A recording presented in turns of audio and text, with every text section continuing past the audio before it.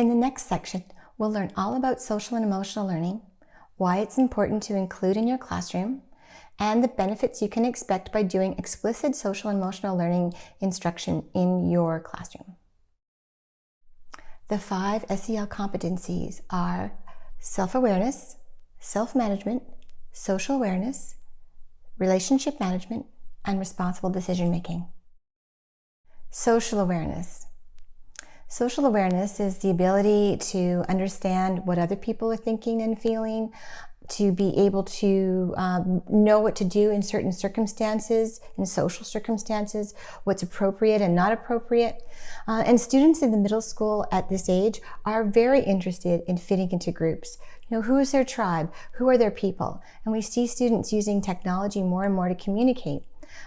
This is a lot of information. When students are trying to communicate via text, there's a lot of communication that's lost. When we communicate via face-to-face, we learn a lot more about the situation because we can see what people are maybe feeling.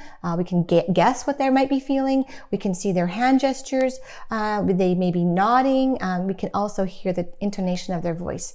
So this is important information for social awareness.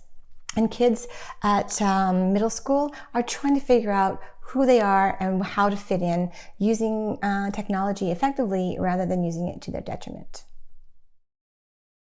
Self-management. Self-management is the ability to stop and calm down, to have impulse control, and be able to decide what you should do in certain circumstances. Self-awareness is really about understanding your emotions and why you feel the way you do. It's also about understanding your skills and abilities and maybe the areas that you could work on to improve. So it's really about understanding who and what you are. Relationship management is really about how to interact with each other, how to get along well. It's leadership, it's persuading, it's collaboration and teamwork. It's all of those skills that help us work together better. And in middle school, these are the skills that kids are really trying to hone at this point and develop further. Responsible decision making. Finally, in responsible decision making, this is where kids are able to stop and calm down, think about how they feel, think about what the problem actually is, think about what they could do to solve their problem. They might want to consider the goals that they personally have or the goals of the group, depending, to be able to select the best decision and then try it out and then evaluate and see whether or not they would choose to do it differently next time. Well, I think a lot of times we hear about it because kids are having a really difficult time. They are having a hard time calming down in the classroom. They're having a hard time managing their emotions. They're having a hard time managing their behaviors. They're having a hard time dealing with their relationships. And so this all creates a level of chaos in the class that teachers really struggle with. And although we are taught in education programs as teachers how to handle behavior in the class, there are so many different things that are causing such difficulty in the classroom that teachers really feel like they are at a loss. SEL is something, social emotional learning, is something that we know really makes a big difference for kids in classrooms. They help kids to learn how to calm down, manage themselves better, understand themselves more, have more insight into themselves. And when they can do those things, they can behave better in the classroom. They can show what they know.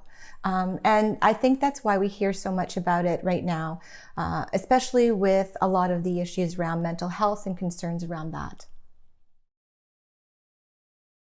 The constructionist view of the brain is the brain trying to eat this elephant in terms of the elephant being, what is this experience of life? You know, what is this body? What is this thing? What is my relationship to all of it? Trying to eat it one bite at a time, like by one concept at a time, trying to chunk it up into concepts so that it can then make some sense of all this information and then use that sense of its information to start predicting more effectively so that we can survive. Congratulations, you're almost done. To complete this course, simply complete the summative assessment in the classwork section of the online course. Once all the steps are completed, you'll get an email with your certificate of completion within 24 hours. You can help us improve this online learning experience by completing the end of course survey.